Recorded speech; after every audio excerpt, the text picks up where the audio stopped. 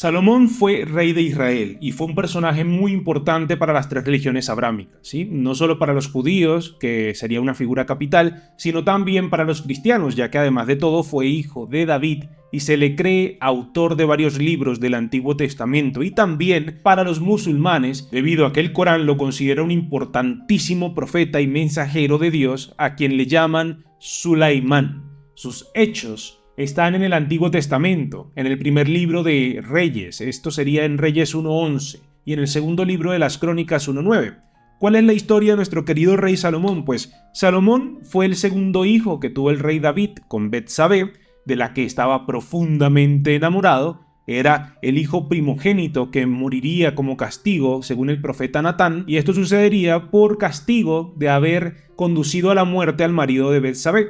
Aunque tuvo más hijos con otras esposas y concubinas, nuestro querido David ungió a Salomón como su sucesor al trono de Israel, incluso por encima de Adonías, que también se había proclamado rey y a que el sabio mandó a ejecutar una vez que logró el poder. Cuando el rey Salomón se sienta en el poder, dice: a Adonías me lo eliminas. Todo esto para que no causara problemas a posteriori. Se cree que llegó al trono israelita en torno al año 970 a.C., heredando de David un gran imperio. Según la Biblia, Yahvé se apareció a Salomón y se le fue concedido un corazón sabio y entendido para poder gobernar discerniendo entre lo bueno y lo malo.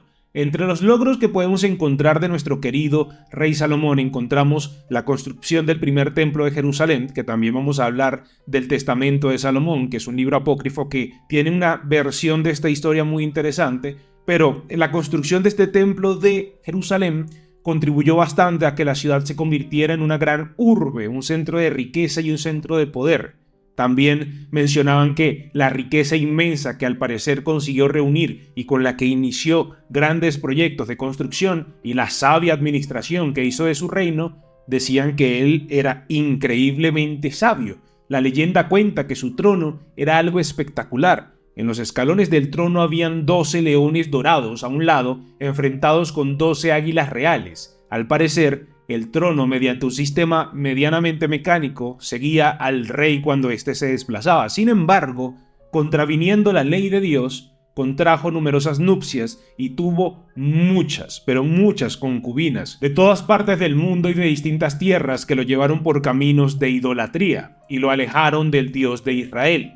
Además, por la acumulación de riquezas, terminó por alejarse de su tradicional justicia hasta el punto en que priorizó la obtención de riquezas sobre la propia ley de Dios, por lo que al morir su reino, que sería Israel, fue dividido. Ya anciano, Salomón se arrepintió de haber sido vanidoso, de haber sido soberbio, y aconsejó en uno de los libros a él atribuidos, que sería el Eclesiastes, que no siguieran su ejemplo.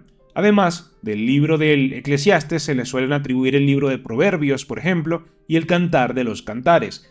La Biblia dice también que Salomón tuvo alrededor de unas 700 esposas, se piensa que más incluso, entre las que destacaban la hija de un faraón egipcio y la amonita Naamá, con la que tuvo a Roboam, que le sucedería en el trono cuando él muriese.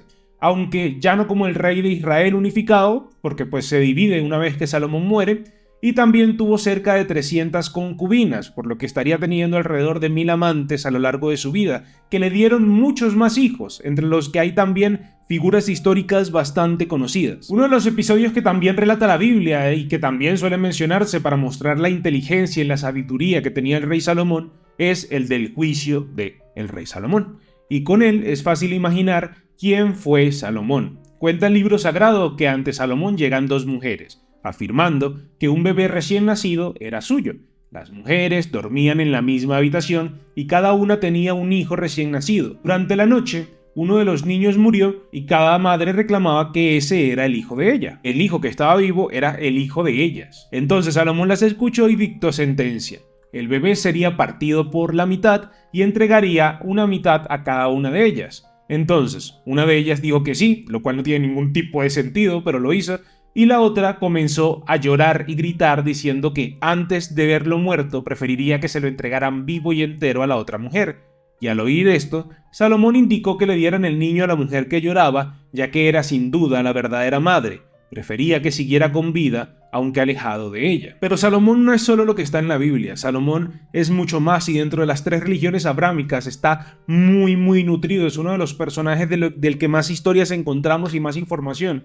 Más allá de ese personaje bíblico, Salomón forma parte actualmente de lo que podemos considerar imaginario colectivo, y son múltiples las leyendas sobre él. Para saber quién fue realmente Salomón es importante saber que él tuvo un hijo con la reina de Saba, y eso lo haría padre Menelik I, el rey de Etiopía. También aparecen diversos cuentos como la Mil y una Noches, que es el poderoso rey que puede encerrar a los genios en botellas, y con el famoso anillo de Salomón que le fue entregado por el arcángel Miguel, sella los recipientes para que no pudieran escapar. En este famoso libro árabe se lo llama Suleiman, hijo de Daud. Este también es un importante personaje relacionado desde la Edad Media con el esoterismo, debido en parte al tema del anillo del rey Salomón, que era el que según la leyenda le proporcionaba su proverbial sabiduría y gran poder sobre los demonios, podía dominarlos, hablar con los animales y los misterios de la alquimia, entre otras cosas. Por este motivo se le consideró entre los siglos XIII y XVII como autor de diversos grimorios o libros de magia oculta. Y de estos libros que surgen en esta época tenemos el libro del Testamento de Salomón, que nos muestra una historia muy interesante alrededor de la construcción del Templo de Jerusalén. La historia comienza con un demonio llamado Ornias, que curiosamente en los libros esotéricos y tratados demonológicos sería colocado como el quinto demonio de los 72 del rey Salomón. Ornias succionaba el alma de un niño a través del pulgar del infante. Este muchacho ha inspirado a los artesanos del templo en su trabajo y por lo tanto es el favorito del rey Salomón. Cuando Salomón ora pidiendo ayuda para poder ganar sobre el demonio, Dios le otorga un anillo mágico a través del arcángel Miguel. El niño, al que se le da el anillo, vence a Ornias, quien es obligado por Salomón a convocar a los extraños y poderosos demonios uno por uno.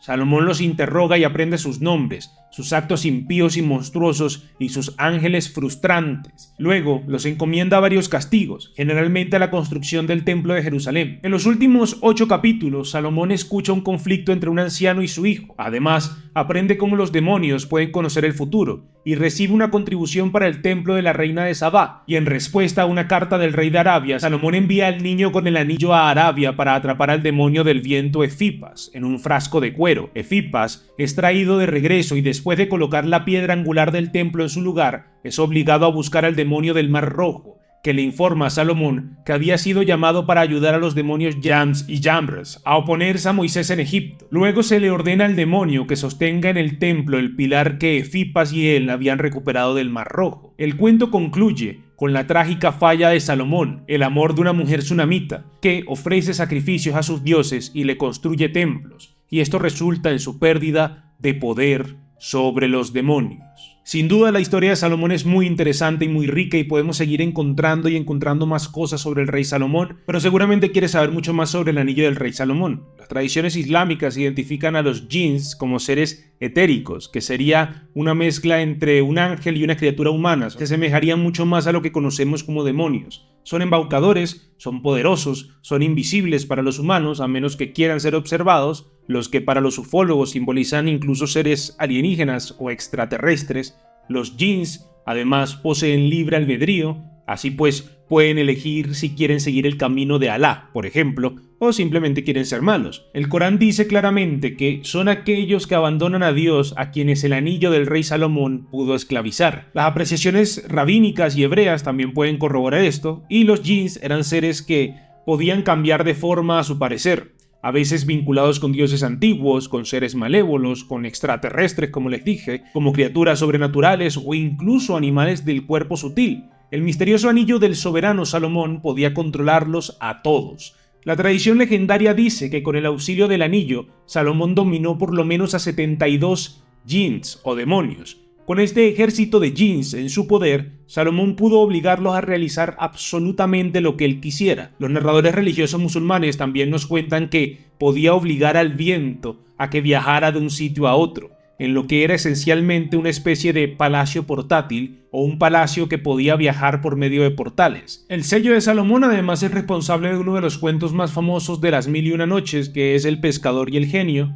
En la historia, un pescador atrapa un cántaro de latón amarillo en su red taponada con un tapón de plomo que tiene la señal del anillo del sello del rey Salomón. Las personas sabían que en el interior de la botella debía estar uno de los malvados jinns a quien Salomón castigó con confinamiento. En cambio, el pobre pescador creyó que llevaría el recipiente al mercado de cobre para venderlo, pero cuando abrió el frasco para vaciarlo, una espesa columna de humo se elevó, se arremolinó y se transformó en el malvado Genie, Ashmedai. Por cierto, una vez se le perdió al rey Salomón, una vez se cuenta que se le perdió su anillo del rey Salomón. Cada vez que se lavaba se lo daba a una de sus esposas, Amina, para que lo sostuviera, pero en este día un alma rebelde lo robó y lo utilizó durante 40 días, haciéndose pasar por Salomón. Se habla que fue Asmodeo, y sentándose en el trono mientras Salomón vagaba sin poder realizar absolutamente nada. A simple vista, esto fue un castigo deliberado para Salomón, quien dejó que sus 700 esposas siguieran venerando a sus ídolos.